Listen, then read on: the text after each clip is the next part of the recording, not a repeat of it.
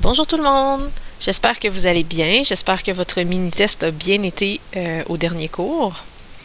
Donc aujourd'hui, on entame la dernière section du chapitre. Ce qu'on va parler aujourd'hui, c'est du diagramme à tige et à feuille ainsi que de l'écart moyen. Donc je vous invite à prendre votre document de notes du chapitre 6 à la page 9. C'est là qu'on est rendu. Donc, document d'exercice, document de notes de cours plutôt, page 9, dans le chapitre 6.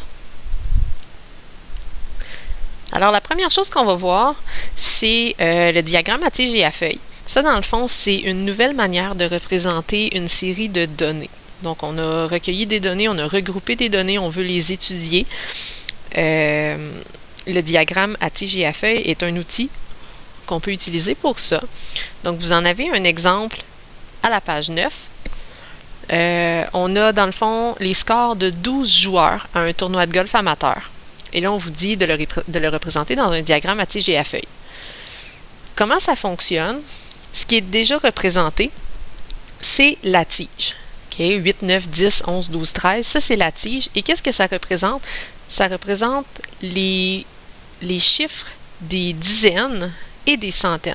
Donc, dans le fond, ça représente tout sauf le dernier chiffre des données qu'on a. Fait qu'on a des données qui commencent par 8, des données qui commencent par 9, des données qui commencent par 10, 11, 12, 13.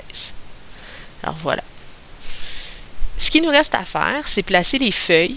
Les feuilles vont être les chiffres des unités. Donc, par exemple, dans la première ligne, est-ce que j'ai des valeurs qui commencent par 8? Ben, j'en ai une ici, 87. Et ce qui me reste à placer, c'est le chiffre des unités, le 7. Donc, ça se lie en partant de la tige, 80, suivi de la feuille, 7, 87. Et on fait ça pour chacune des données en ordre croissant. Donc, les données qui commencent par 9, on a 92, c'est qu'on va mettre un 2 ici. Et on a aussi 98, et qu'on va mettre un 8. Fait que s'il y a deux feuilles dans la rangée, ça veut dire qu'il y a deux données qui sont dans les 90. Et ainsi de suite. Fait que les données dans les centaines, donc qui commencent par 1, 0, on a 101, on ajoute un 1, on a 107, avant ça, on a 2 fois 103. Fait que là, on va indiquer 2 fois le chiffre 3 pour montrer qu'il y a 2 fois la donnée 103. Et 107. Dans les 110, ben on a justement 110 où est-ce qu'on va mettre un 0. On a aussi 116. Après ça, dans les 120, on a 124 et 128. 4, 8. Et finalement, dans les 130, on a 139. Donc, un joueur qui a peut-être un petit peu besoin de pratique ici au golf. Fait que ce qu'on est capable d'observer rapidement avec le diagramme à tige et à feuille, c'est où est-ce que les données sont les plus concentrées. Donc, clairement, il y a plusieurs joueurs qui ont fait dans les 100. Il y en a 4, 101, 103, 103 et 107. C'est un petit peu l'équivalent voyons, j'ai un blanc de mémoire, les histogrammes. Okay? Où est-ce que vous voyez la hauteur des colonnes et vous êtes capable de trouver où est-ce qu'il y a des données.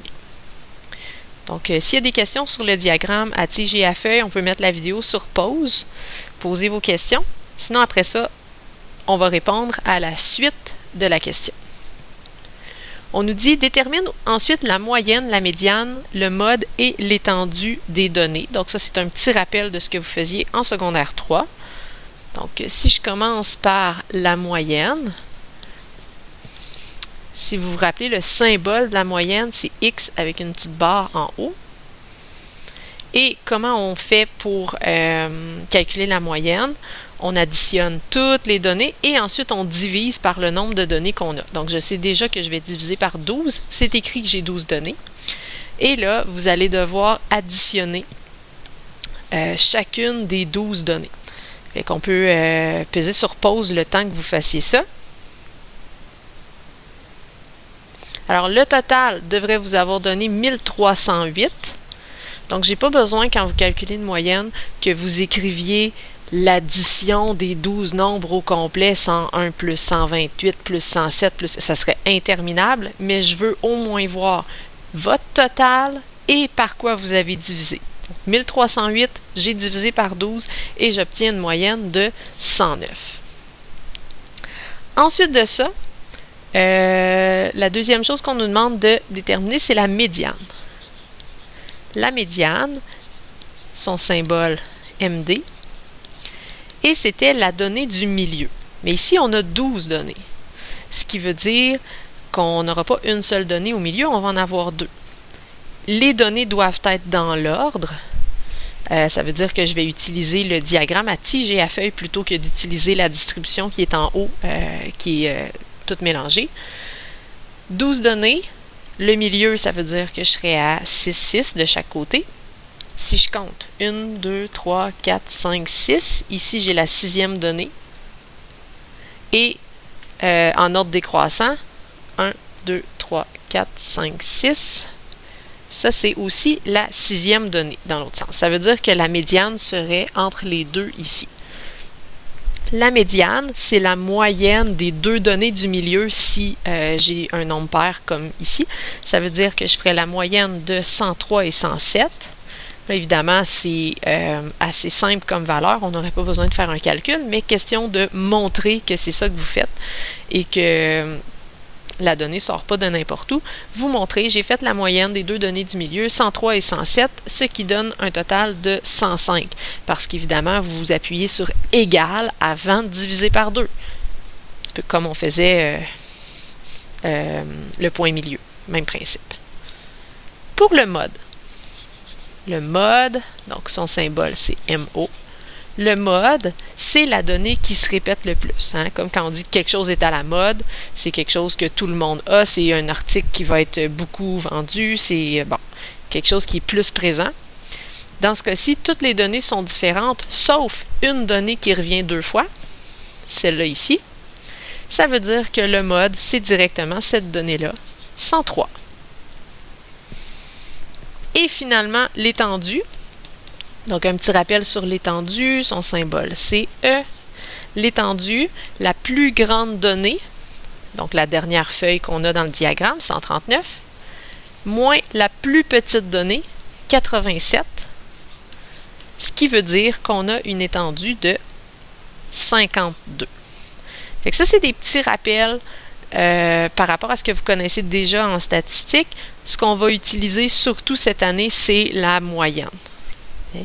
Médiane, mode et étendue, ce n'est pas des notions qui vont revenir énormément. Donc, comme l'histogramme, voilà le mot que je cherchais tout à l'heure est là. Le diagramme à tige et à feuille permet d'apprécier la dispersion des données d'une distribution. Si on remarque que les données sont assez rapprochées, on va dire que c'est homogène, tandis que si les données sont assez éparpillées, puis que l'étendue est plus grande, que les données sont éloignées, on va dire que la distribution est hétérogène. Fait que dans le petit tableau que vous avez, on a un double diagramme à tige et à feuille. On a la tige au milieu, on a les feuilles de chaque côté. D'un côté, c'est la taille des filles, de l'autre côté, la taille des garçons. Donc 15, 16, 17, 18, ça veut dire qu'il y a des tailles dans les 150, dans les 160, dans les 70 et dans les 180 cm. Donc, juste à l'œil, quelle distribution est la plus homogène, ça veut dire quelles données sont les plus rapprochées les unes des autres, on est capable de déterminer que c'est celle des filles. Parce que du côté des gars, il y a des garçons qui sont beaucoup plus grands, ça va jusqu'à 182 cm. Il y a 3-4 garçons par catégorie. Tandis que du côté des filles, il y en a 5 juste dans les 150, puis après ça, il y en a 4 qui sont un petit peu plus grandes, mais les données sont plus rapprochées les unes des autres. J'espère que ça va bien pour ça. On va passer à la page 2, l'écart moyen. Bon, l'écart moyen, c'est une mesure de dispersion. Dans le fond, ça nous permet de mesurer l'étalement des données d'une distribution. Plus l'écart moyen est petit, plus la distribution est homogène. Plus l'écart moyen est petit, plus c'est homogène, alors que plus l'écart moyen est grand, plus la distribution est hétérogène. L'écart moyen, ce que c'est l'écart, c'est la moyenne de tous les écarts des données avec la moyenne. Donc, ça peut sembler un petit peu compliqué, mais dans le fond, c'est assez simple comme principe, c'est surtout long. Fait que là, je veux pas que vous disiez à chaque fois que vous avez un écart moyen à calculer « Ah, c'est long, hein? » On le sait. Okay? C'est long, mais c'est assez simple à faire. Donc, la première étape, c'est de calculer la moyenne des données. Et ensuite de ça, pour chacune des données, il va falloir calculer l'écart avec cette moyenne-là. Fait que si la moyenne est 10 puis que j'ai une donnée qui est 13, ben, l'écart est de 3. Toujours pour la moyenne de 10, si j'ai une donnée qui est 8, l'écart est de 2. Que la donnée soit en bas de la moyenne ou en haut de la moyenne, on va prendre un écart qui est positif. Okay? C'est pour ça qu'on dit déterminer la valeur absolue de chaque écart à la moyenne. Moi, ça, dans le fond, là, cette étape-là, je la mets en parenthèse parce que je l'ai fait pratiquement en même temps que l'étape 2. Je calcule l'écart à la moyenne tout de suite de manière positive. La valeur absolue, ça veut dire la valeur positive. Et après ça, on calcule la moyenne des valeurs obtenues en 3 ou en 2, c'est-à-dire tous les écarts. Fait que je fais la moyenne des écarts de la moyenne. Et que si on regarde l'exemple qu'on a là, c'est la même distribution qu'à la page 1. Donc, la taille des élèves d'une classe, d'un côté les filles, de l'autre côté les garçons. Et la question, c'est détermine l'écart moyen de chacune des deux distributions suivantes. Analyse ensuite les réponses obtenues. On va commencer par les filles. Donc là, écrivez pas super gros. Là. Dans le fond, dans l'espace que vous avez à gauche du tableau, vous pourriez séparer ça en deux colonnes. On va utiliser les deux. Une pour les filles, une pour les garçons. Comme ça. Puis les garçons. Donc, la première étape, calculer la moyenne des données. Donc, la moyenne, je vais devoir additionner toutes les tailles des filles. 1, 2, 3, 4, 5, 6, 7, 8, 9. Il y a 9 données. Donc, le total sera divisé par 9. Et je vous laisse additionner ça. Vous devriez avoir obtenu un total de 1431. On le divise par 9, ça vous donne une moyenne de 159 cm. Et là, la deuxième étape, c'est celle-là qui est longue. Il va falloir déterminer l'écart avec la moyenne pour chacune des données. Quand les données sont toutes inscrites comme une à côté de l'autre, on peut se faire une ligne en dessous, calculer les écarts. Là, c'est sous la forme d'un diagramme à tige et à feuille, c'est pas super pratique. Fait que ce qu'on va faire, on va se faire un petit tableau où est-ce que d'un côté, on va retranscrire les données et de l'autre côté, on va calculer les écarts. Donc, c'est le bout qui est plus long. Les données, je peux y aller dans l'ordre. 150, 153, 154, 156, 158. Oups, j'en ai oublié une. Après ça, dans les 160, on a 162, 163 et 164. Et finalement, on a aussi 171. Donc, on a nos 9 données. Et là, il faut calculer l'écart de chacune de ces données-là avec la moyenne. Fait que ma moyenne est de 159. J'ai une donnée qui est 150. 159 moins 150, j'ai un écart de 9. 159 moins 153, j'ai un écart de 6. Moins 154, j'ai un écart de 5. 3. Avec 158, j'ai un écart de 1 seulement. Après ça, on tombe avec des valeurs plus grandes que la moyenne. Fait que 162 moins 159, ça revient à un écart de 3, 4, 5 et 171 moins 159, on a un écart de 12. Voilà. Donc, on a tous nos écarts positifs et on est rendu à calculer la moyenne de ces écarts-là. C'est ça qui va correspondre à notre écart moyen. Donc, écart moyen, son symbole EM. Je fais la somme de tous les écarts, donc 9 plus 6 plus 5 plus 3 plus 1 plus 3 plus 4 plus 5 plus 12. Total, 48. J'ai toujours 9 données. Ça n'a pas changé depuis tantôt. Et ça nous donne un écart moyen de 5,3 périodiques. Fait qu'en moyenne, les filles de cette classe-là sont à peu près à 5,3 cm de la moyenne. Il y en a qui sont beaucoup plus proches, il y en a qui sont beaucoup plus loin, mais ça nous donne la dispersion de ces données-là par rapport à l'ensemble du groupe. Donc, première étape, la moyenne. Deuxième étape ici, les écarts. Et troisième étape, l'écart moyen. Donc, la moyenne des écarts. Ça, c'était pour les filles. Alors, on recommence pour les garçons avec la moyenne. Oups, c'est pas 2, c'est 1. Première étape, la moyenne. Donc, est-ce qu'on a 9 garçons aussi? Non, il y en a plus. Hein? 3, 4, 5, 6, 7, 8, 9, 10. Il y a 12 garçons.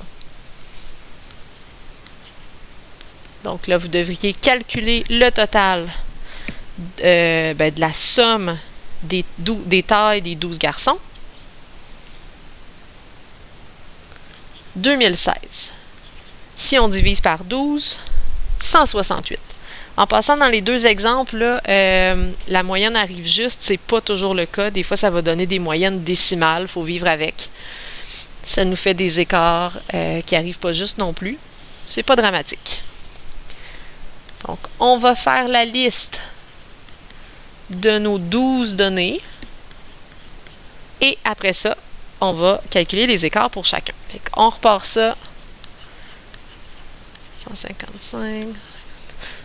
Donc, on peut mettre la vidéo sur pause.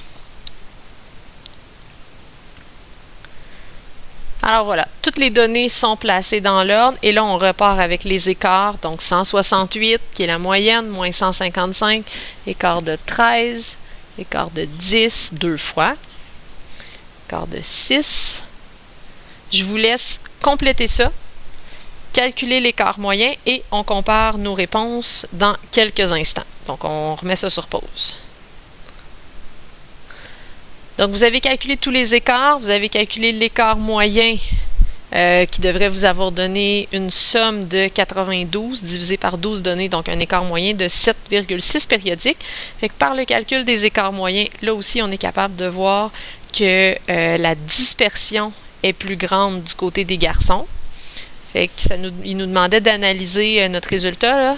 Fait que c'est ce qu'on va pouvoir écrire. Comme l'écart moyen des garçons est plus grand,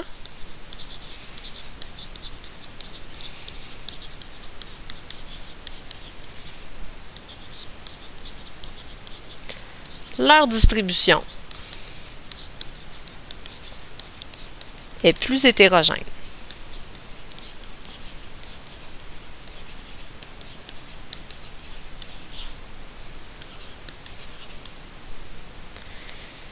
Et voilà pour ce qui est de l'écart moyen. En passant, il y a une petite note dans le bas de la page. Je ne sais pas si je l'ai ici. Ouais. À lui seul, l'écart moyen ne fournit pas beaucoup d'informations. Oui, on est capable d'évaluer la dispersion, mais selon les contextes, un même écart moyen pourrait être homogène à un endroit et hétérogène à un autre. Avant de se prononcer sur l'homogénéité ou l'hétérogénéité des données, il faut considérer qu'est-ce qu'on est en train d'étudier et d'utiliser notre jugement. Si on prend des salaires annuels, donc la moyenne des salaires est de 45 000 $ et que l'écart moyen est de 30, Donc, en moyenne, les gens ont 30 $, les gens qu'on a étudiés ont 30 $ d'écart avec la moyenne des salaires. C'est minuscule. 30 sur une échelle de 50 000, 30 $ sur 50 000 $, c'est minuscule comme écart. Si on prend le même écart moyen de 30, mais cette fois-ci dans un contexte d'écart de température, ben 30 degrés, c'est gros comme écart de température, mettons, sur une année.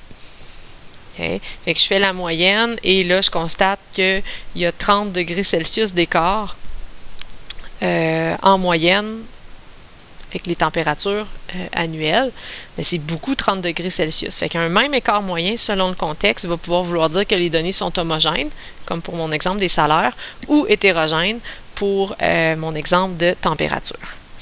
Donc, pour le reste de la période, vous êtes en exercice. Dans le manuel, 4 numéros, donc à la page 63. Fait que soyez productifs, travaillez bien. Au prochain cours, ces numéros-là vont être corrigés. Bonne fin de période!